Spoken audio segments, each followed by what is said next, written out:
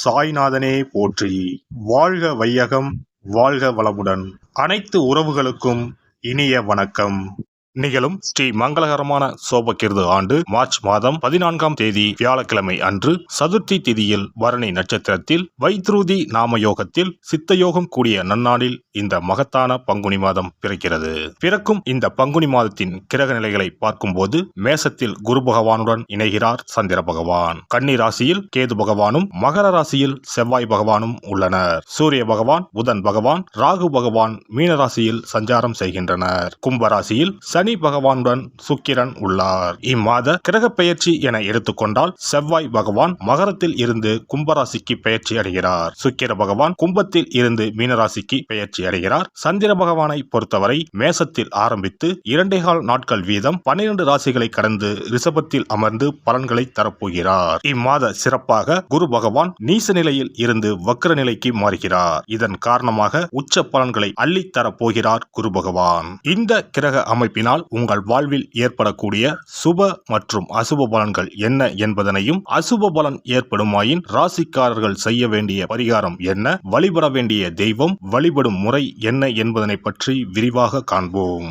பிறக்க போகும் இம்மாதம் உங்கள் வாழ்வில் வளமும் நலமும் செல்வ செழிப்பும் பெற்று வாழ்வின் உயரிய நிலையை அடைய எல்லாம் வல்ல எம்பெருமானை வேண்டி விரும்பி கேட்டுக்கொள்கிறேன்.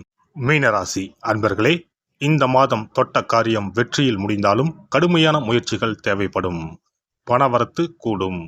புதிய நண்பர்கள் கிடைப்பார்கள். தொழில் வியாபாரம் வேகம் பிடிக்கும். புதிய ஆர்டர்கள் கிடைக்கும். தொழில் வியாபாரம் பற்றி மனதில் இருந்த கவலைகள் நீங்கி தைரியம் உண்டாகும். உத்தியோகத்தில் இருப்பவர்கள் அலுவலகத்தில் கொடுத்த வேலையை சிறப்பாக செய்து முடிப்பார்கள். அலுவலக வேலையாக வெளியூர் செல்ல நேரலாம்.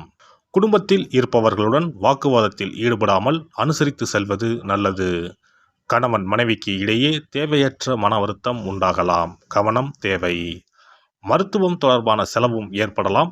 ஆயுதம், நெருப்பு ஆகியவற்றை கையாளும் போது கவனமாக இருப்பது நல்லது. பெண்கள் புத்தி கூர்மையுடன் செயல்பட்டு காரியங்களை வெற்றிகரமாக செய்து முடிப்பீர்கள். வீண் அலைச்சலை தவிர்ப்பது நல்லது. மாணவர்கள் சக மாணவர்களுடன் பழகும்போது கவனம் தேவை. கூடுதல் நேரம் ஒதுக்கி பாடங்களை படிப்பது நல்லது. கலைத்துறையினருக்கு பணவரவு ஏற்ற இறக்கமாக இருக்கும். எடுத்த ஒரு முடிவை செயல்படுத்தும் முன் ஒரு முறைக்கு இருமுறை ஆலோசிப்பது நல்லது.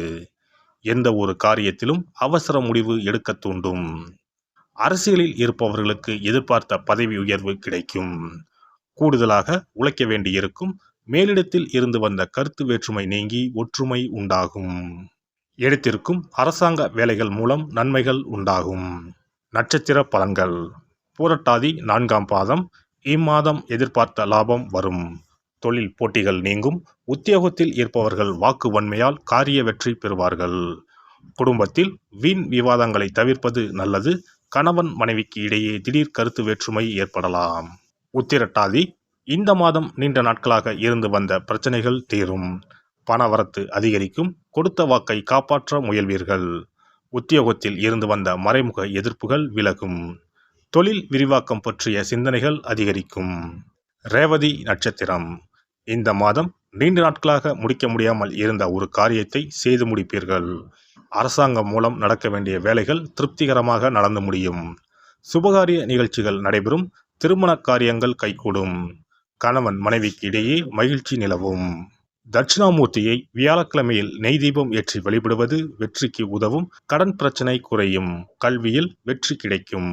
அதிர்ஷ்ட கிழமைகள் ஞாயிறு, வியாழன், வெள்ளி. சந்திராஷ்டம தினங்கள் பங்குனி 14, 15 மற்றும் 16. அதிர்ஷ்ட தினங்கள் பங்குனி 7 மற்றும் 8. சிறப்பு பரிகாரம். வாரந்தோறும் செவ்வாய்க்கிழமை அன்று வீட்டில் உள்ள முருகப்பெருமான் படத்தினை துடைத்து சந்தனம், குங்குமம் பொட்டு வைத்து சிகப்பு அரளிப்பூ கொண்டு அலங்காரம் செய்யுங்கள். ஒரு கண்ணாடி டம்ளரில் தண்ணீர் ஊற்றி ஒரு எலுமிச்சை பழம், சிறு வெட்டிவேர் போட்டு முருகன் படத்திற்கு முன் வைத்து விடுங்கள். ஒரு மாயிலை எடுத்து காம்பு பகுதி முருகப்பெருமானை பார்த்தவாறு வையுங்கள். அகல் விளக்கில் நெய் தீபம் ஏற்றி மாயிலையின் மீது வைக்க வேண்டும். தீபச்சுடர் முருகப்பெருமானை பார்க்கும் வண்ணம் இருக்க வேண்டும். கண்களை மூடி முருகப்பெருமானை மனமாற வேண்டி உங்கள் வேண்டுதல்களை வையுங்கள். பூஜை முடிந்த பிறகு அடுத்த நாள் டம்ளரில் உள்ள எலுமிச்சை பழத்தை உங்கள் வீட்டை சுற்றி திருஷ்டி கழித்து போட்டு விடுங்கள். 6 வாரங்கள் வரை இந்த வெட்டி வேரை மாற்ற தேவையில்லை.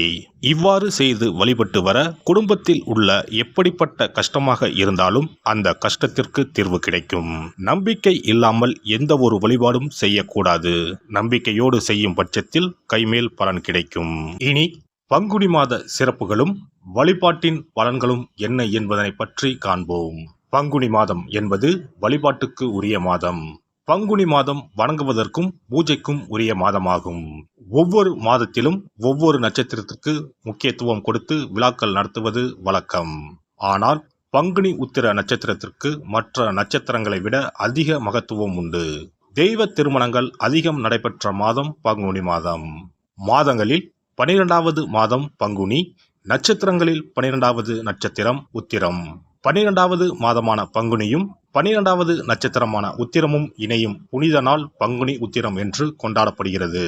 எனவே பங்குனி மாத உத்திரத்தின் சிறப்புகள் அதிகம். பங்குனி உத்திர நாளில் அனைத்து ஆலயங்களிலும் சிறப்பு வழிபாடுகள் நடைபெறும். கிராம கோவில்களில் அக்னி சட்டி ஏந்துதல், பூஜைகள் விமர்சையாக நடைபெறும். எண்ணற்ற ஆலயங்களில் சுவாமி அம்பாள் திருக்கல்யாணம் நடைபெறும்.